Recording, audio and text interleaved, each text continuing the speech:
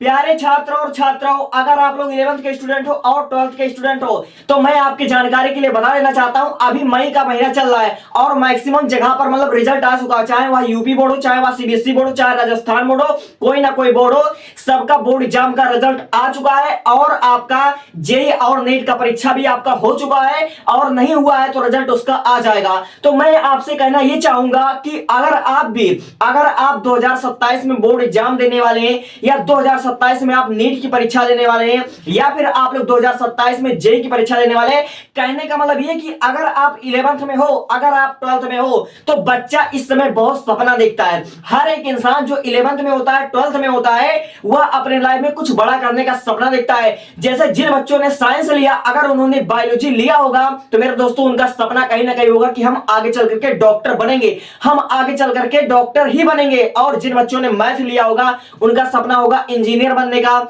जिन बच्चों ने आर्ट लिया होगा कहीं ना कहीं वो चलकर आगे आईएएस आईपीएस बनना चाहेंगे। तो दोस्तों, चाहे आप लोग 11th में हो, चाहे आप लोग 12th में हो, मेरे बातों को ध्यान से सुन लेना। आप लोग अक्सर जानते हो कि हर साल अगर मैं बात कर लूं डॉक्टर्स की, इंजीनियर्स की, आईएएस आईपीएस की, तो लगभग हर साल करोड़ों बच्चे एंट्रेंस एग्जाम क्वालिफाई करने के लिए फॉर्म भरते हैं। हर साल कम से कम 1 करोड़ बच्चा सफल होने के लिए मतलब फॉर्म भरता है। लेकिन फिर भी आप लोग अच्छे तरीके से जानते हो कि मैं नीट की बात कर लूं तो मात्र 1 से 2% बच्चा सफल होता है अपने लाइफ में। अगर मैं जेई की बात कर लूं तो 0.1% बच्चा सफल होता है। अगर मैं यूपीएससी की बात कर लूं तो भी हमारा 0.1 बच्चा सिलेक्ट होता है। आखिर ऐसा क्यों? आखिर मेरे दोस्तों ऐसा क्यों होता है? क्योंकि मेरे बच्चों, आप लोग अच्छी तरीके से जानते हो, सबसे पहली बात तो इंडिया में सीटें लिमिटेड होती है, यानी कि हर जगह आपको कंपटीशन करना पड़ता है, तब जाकर आपको कहीं एक गवर्नमेंट सीट मिलेगी जिससे आप आगे चल करके डॉक्टर, आईएएस आईपीएस या इंजीनियर बन पाओगे। ठीक है, यानी कि आपको सफल होने के लिए उन 1% में आना पड़ेगा, उन 2% में आना पड़ेगा। तो मैं आपसे यह कहना चाहूंगा कि शुरुआत में जब बच्चा 11th में जाता है, 12th में जाता है, तो साला सपना तो हर इंसान देखता है, हर इंसान सोचता है कि मैं एक दिन करोड़पति बनूंगा, हर इंसान सपना देखता है। लेकिन जैसे जैसे आपका गर्मी चल रहा है, जैसे जैसे आपका गर्मी बीतता जाएगा, फिर आपका बरसात बीतता जाएगा और आपका ठंडी बीतता जाएगा और फिर एक समय ऐसा आ जाएगा कि आपका पता चलेगा आपको कि अगले दिन हमारा बोर्ड एग्जाम है, अब हमको बोर्ड परीक्षा देने जाना है। तो हम ये कहना चाहेंगे कि जैसे इस समय बहुत से टॉपर्स निकल होंगे, कोई यूपीएससी में टॉप कर रहा होगा, कोई 12th में आपका टॉप करेगा, कोई 10th में टॉप करेगा, कोई नीट, कोई जेई में आपका टॉपर बनेगा, कोई रैंक 1 लेकर आएगा, उसको देखकर तो आप खूब मोटिवेट होगे और 1-2 महीना आप हो सकता है कि दबाकर पढ़ोगे। लेकिन बहुत से बच्चे शुरू में बहुत पढ़ाई करते हैं, लेकिन जब बोर्ड एग्जाम आता है तो वही बच्चे डिप्रेशन का शिकार हो जाते हैं। जब नीट जैसी परीक्षा होती है, जब जेई मेंस की परीक्षा आ जाती है, जब कोई सीयूटी का, कोई एनडीए का या कोई भी एंट्रेंस एग्जाम आ जाता है तो बच्चा डिप्रेशन का शिकार हो जाता है। आखिर बच्चा डिप्रेशन का शिकार क्यों होता है? तो दोस्तों, आज मैं आपको समझाऊंगा किसी भी परीक्षा को कैसे क्वालिफाई करें। अगर आप बोर्ड एग्जाम में 90+ 95% लेकर आना चाहते हो तो सिर्फ मेरे बातों द्वारा कही हुई जो मैंने 4 टॉपिक को लिखा हुआ है, इसको आप जीवन पर्यंत समझ लीजिएगा। और ये जो ऊपर वाला लिखा है मेरे दोस्तों, इसको मरते दम तक याद रख लेना, क्योंकि इसके बिना मेरे दोस्तों समय इंसान को राजा बना देता और समय इंसान को रंक बना देता है। समय वो चीज है, समय सबसे बड़ा बादशाह है। ठीक है, तो मैं आपको समझाने से पहले एक बात आपको बता देना चाहता हूं। मैंने यहां पर लिखा कि टाइम इज एवरीथिंग, समय सब कुछ होता है। अगर आप समय की कदर नहीं कर रहे हो तो एक दिन ऐसा आएगा कि समय भी आपका कदर नहीं करेगा और ना आप घर के रहोगे, ना आप घाट के रहोगे, कहीं भी नहीं रहोगे। इसलिए अपना जो गोल्डन टाइम है 11th और 12th आपकी जिंदगी का, समझ लीजिए अगर आप एक विद्यार्थी हो तो आपके लिए यह स्वर्ग के समान है। ये आपका गोल्डन टाइम है। किसी भी कीमत पर 11th और 12th ये 2 साल को अपने बर्बाद मत करना। ये तुम्हारे स्कूल लाइफ का आखिरी ईयर है, इसको बर्बाद मत करना। यही 2 साल तुम्हारी जिंदगी को बना देगा और यही 2 साल तुम्हारी जिंदगी को इस कदर इतना बदतर बना देगा, तुम आईने में अपना चेहरा देखना पसंद नहीं करोगे। क्यों?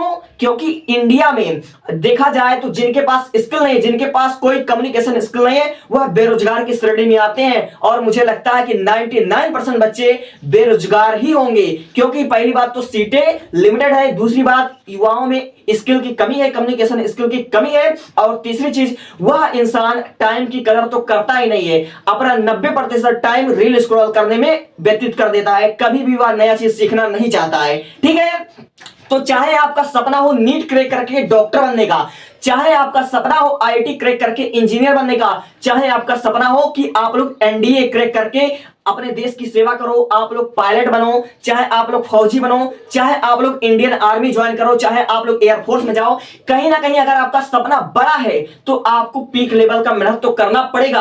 आपको मेहनत की सारी सीमा पार करना पड़ेगा, आपको हार्ड वर्क करना पड़ेगा, आपको स्मार्ट वर्क करना पड़ेगा। तो भैया ये सब तो करते हैं, लेकिन फिर भी हमको सफलता क्यों नहीं मिलती है? सफलता आपको गारंटी के साथ 101% मिलेगी। पहले मेरे 4 चीज को समझ लो। अगर आप कोई एग्जाम क्रैक करना चाहते हो, चाहे आप बोर्ड एग्जाम में 95% लेकर आना चाहते हो, 10th के बच्चे हो या 12th के बच्चे हो, मेरे दोस्तों ये तो मैं 11 12 वाले बच्चों के लिए शूट कर रहा हूं। अगर आप 10th के हो तो भी आप सुन सकते हो। सबसे पहली बात, अगर आप 12th में आ चुके हो तो मेरे दोस्तों मैं आपसे बार बार रिक्वेस्ट कर रहा हूं, कभी भी अपने 12th को बर्बाद मत करना, वरना आने वाली 5-6 साल अपनी जिंदगी को बर्बाद करते रहोगे। इस एग्जाम की तैयारी करोगे, उस एग्जाम की तैयारी करोगे और सिलेक्शन तुम्हारा कहीं नहीं होगा और जाकर तुम बेरोजगार होगे और कहीं जाकर या तो टीचिंग करोगे या तो आपको मजदूरी करना पड़ सकता है। भाई जायज सी बात है, आपको कहीं छोटा मोटा दुकान भी करना पड़ सकता है अगर आप अपने लाइफ में सफल नहीं हो सके, अगर आप अपने लाइफ में कामयाब नहीं हो सके। ठीक है, तो भाई देखो, सबसे पहली बात, अगर आप 12th में हो गए तो आपका सपना होगा कि हम 12th में अच्छे मार्क लेकर आए, 90+ लेकर आए, 95 लेकर आए, 97 लेकर आए, ऐसा आपका सपना होगा। और जो बच्चे 11th में होंगे उनका सपना होगा कि हम भैया फर्स्ट अटेम्प्ट में नीट क्रैक करें, जेई क्रैक करें, एनडीए जैसा एग्जाम क्रैक करें, हम सीयूटी का एग्जाम क्रैक करें, हम बहुत ही कम उम्र में कोई गवर्नमेंट जॉब ले लें। आपको गवर्नमेंट जॉब 101% मिलेगा।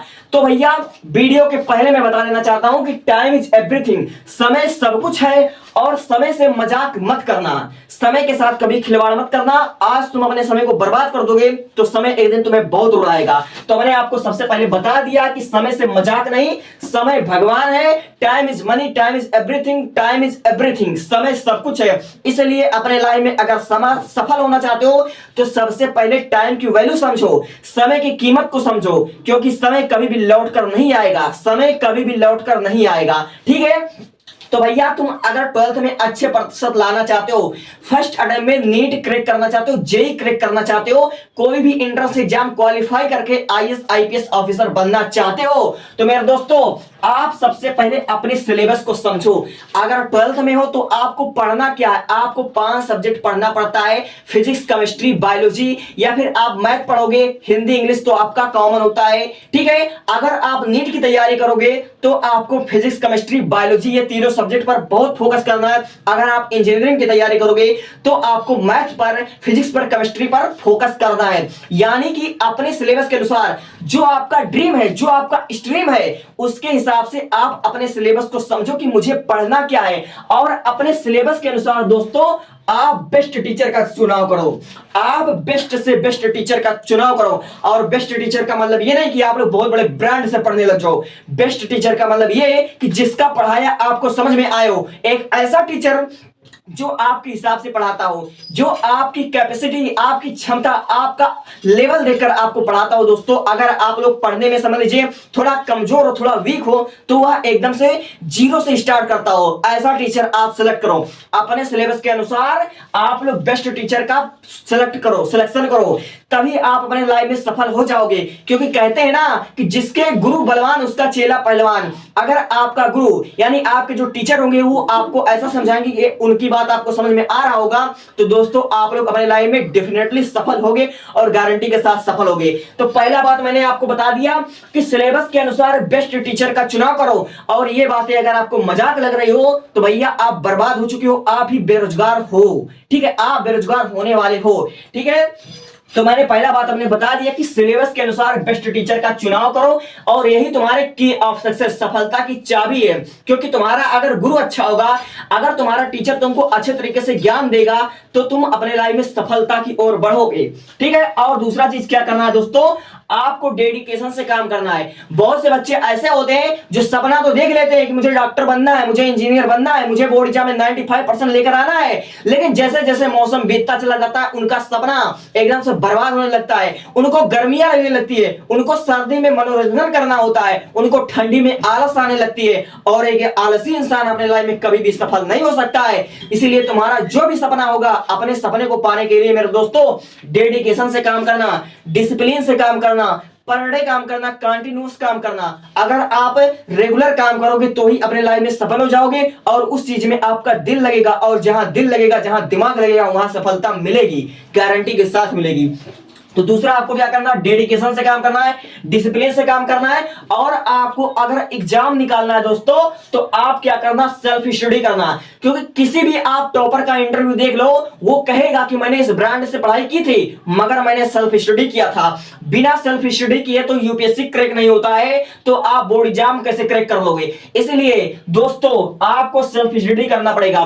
टीचर आपका चाहे जितना बढ़िया हो, चाहे जितना आपको समझा दे, चाहे जितना बेहतरीन तरीके से समझा दे, लेकिन जब तक आप कॉपी कलम लेकर आप खुद से आप सेल्फ स्टडी नहीं करोगे, आप कोई भी एग्जाम क्रैक कर ही नहीं सकते हो। और सेल्फ स्टडी करने के बाद आपको सेल्फ नोट्स बनाना है, आपको अपने हिसाब से नोट्स बनाना है। आप पढ़ो टीचर के हिसाब से, आप अपने गुरु के हिसाब से, आप अपने शिक्षक के हिसाब से आप पढ़ो जिस तरह से उन्होंने समझाया है, लेकिन आप अपने हिसाब से शॉर्ट नोट को बनाते चलो। और ये शॉर्ट नोट आपको नीट में सिलेक्शन दिलवाता है, यही शॉर्ट नोट आपका बोर्ड एग्जाम में काम आता है। इसलिए आपको क्या करना है, सेल्फ स्टडी करना है। और ये दोस्तों मैं इसको 5 स्टार दे देता हूं, ये बहुत बहुत बहुत जरूरी है। क्योंकि बहुत से बच्चे कहते हैं कि सेल्फ स्टडी के बिना कुछ भी नहीं हो सकता, और मैंने भी अपने लाइफ में सेल्फ स्टडी की बदौलत मैंने पाया है। क्योंकि मुझे मोबाइल तो 11th में मिला था, 11th आखिरी में, और इससे पहले भी मैं पढ़ता था 10th में। मैंने टोटल सेल्फ स्टडी की थी। सेल्फ स्टडी के बिना आप कुछ भी नहीं कर सकते हो, इसलिए मैंने इसको 5 स्टार दिया। सेल्फ स्टडी और खुद का नोट्स बनाना, अगर एग्जाम में सफल होना है तो। मेरी बातें अगर तुमको मजाक लग रही हो तो भैया तुम अभी भी वीडियो छोड़कर जा सकते हो, समझे मेरी बातें। अब तीसरा देखो, पिछले वर्षों का जो हमारा पीवाईक्यू होता है दोस्तों, पीवाईक्यू से हमारा समझ लीजिए कि हमको ये सोचने समझने में की क्षमता मिल जाती है कि पेपर का पैटर्न क्या है, पेपर किस तरह से होता है, किस तरह से हमको चीजों को मैनेज करना पड़ेगा, ठीक है। यानी कि आपको पेपर का पैटर्न समझ में आता है। तो अगर आप मामूली सा बोर्ड एग्जाम का ही तैयारी कर रहे हो तो आपको पीवाईक्यू सॉल्व करना है। आपको मात्र 5 साल का पीवाईक्यू सॉल्व करना है अगर आप बोर्ड एग्जाम की तैयारी करोगे। केवल अगर नॉर्मली आपको बोर्ड एग्जाम का ही आपका ड्रीम है कि मुझे बोर्ड एग्जाम में 90+ चाहिए, तो केवल 5 साल का आप पीवाईक्यू सॉल्व कर लो, 75% आपका फिक्स हो जाएगा। थोड़ी बहुत मेहनत कर लोगे, आपका 80 से 90% आ जाएगा, और बहुत अच्छा मेहनत करोगे तो आपका 90+ 95% भी आ सकता है। लेकिन अगर आपका सपना होगा कि मुझे नीट करना है, मुझे जेई करना है, मुझे एनडीए करना है, तो दोस्तों आप कम से कम 15 से 25 साल, कम से कम 25 साल का पीवाईक्यू सॉल्व करना। अगर नीट सॉल्व करना है, अगर आपको जेई जैसा एग्जाम देना है तो कम से कम 25 साल, और केवल नॉर्मली आपको बोर्ड एग्जाम ही देना है तो 5 साल का केवल आप सॉल्व करो। और ये जो पीवाईक्यू होते हैं दोस्तों, ये आपकी समझ लीजिए आपकी तैयारी को और बेहतरीन बना देते हैं। किस तरह से टाइम को मैनेज करना है, कौन से क्वेश्चन को हमें कितने मिनट का समय देना है, ये सब आपको बता देगा, ठीक है। और देखो इसको भी मैं 5 स्टार देना चाहूंगा, क्योंकि ये हमारा सचमुच की आप सक्सेस है, सचमुच ये आपका की आप सक्सेस है। और अगर आप इसकी वैल्यू नहीं समझते हो तो मुझे लगता है आप कुछ भी नहीं समझते हो। देखो रिवीजन है, एक रिवीजन ऐसा अस्त्र है जो हर स्टूडेंट, हर एक टॉपर करता है। आप क्या करोगे, मल्टीपल टाइम रिवीजन करोगे। और रिवीजन करने का मतलब ये नहीं कि आपको रटना है, मैं रटने के लिए नहीं कहूंगा, क्योंकि मैंने आज तक अपनी जिंदगी में एक सिंपल लाइन, मैंने एक निबंध, एक लाइन तक याद नहीं की, तो हम आपको कैसे कहते हैं कि आपको याद करना है। आपको रिवीजन करना है, और रिवीजन करने का मतलब आपको रिकॉल करना है, आपको समझ समझ कर पढ़ाई करना है। आपको मल्टीपल टाइम रिकॉल करना होता है कि मैंने पिछले महीने क्या पढ़ा था, मैंने पिछले हफ्ते क्या पढ़ा था, मैंने इस क्वेश्चन को सॉल्व किया था तो कैसे सॉल्व किया था, आखिर इसका हमने कॉन्सेप्ट क्या है। पूरा आपको कॉन्सेप्ट पर पकड़ बनाना पड़ेगा, आपको बार बार चीजों को रिकॉल करना पड़ेगा, आपको रिवीजन करना पड़ेगा। और अपने स्कूल का टेस्ट हो, चाहे आपका मॉक टेस्ट हो, चाहे आप लोग अगर कहीं पर बाहर जाओगे, जैसे दिल्ली जाओगे, कोटा जाओगे, कहीं भी अगर तैयारी कर रहे हो, तो आपका ऑनलाइन टेस्ट हुआ, ऑफलाइन टेस्ट हुआ, आपको मॉक टेस्ट को अटेंड करना है। यानी रिवीजन प्लस टेस्ट, जितना रिवीजन करोगे, जितना टेस्ट दोगे, उतना आपके एग्जाम में सिलेक्शन का चांसेस बढ़ जाएगा। इसलिए आपको मल्टीपल टाइम रिवीजन करना है, मल्टीपल टाइम आपको क्या करना, टेस्ट देना है। और इन्हीं 4-5 चीज को जो इंसान सफल लेता है, जो इंसान अपने लाइफ में उतार लेता है, मैं कह देता हूं उसका पहली बार में सिलेक्शन होगा, पहली बार में बच्चा नीट क्रैक करेगा, पहली बार में बच्चा आईएएस आईपीएस भी बनेगा। जिंदगी में सफल होने के लिए, कोई भी एग्जाम क्रैक करने के लिए सिर्फ 5 चीजों को मान लो। सबसे पहली बात कि टाइम इज एवरीथिंग, समय भगवान है, समय पैसा, समय ही सब कुछ है। दूसरा चीज, सिलेबस के अनुसार बेस्ट से बेस्ट टीचर का चुनाव कर लो।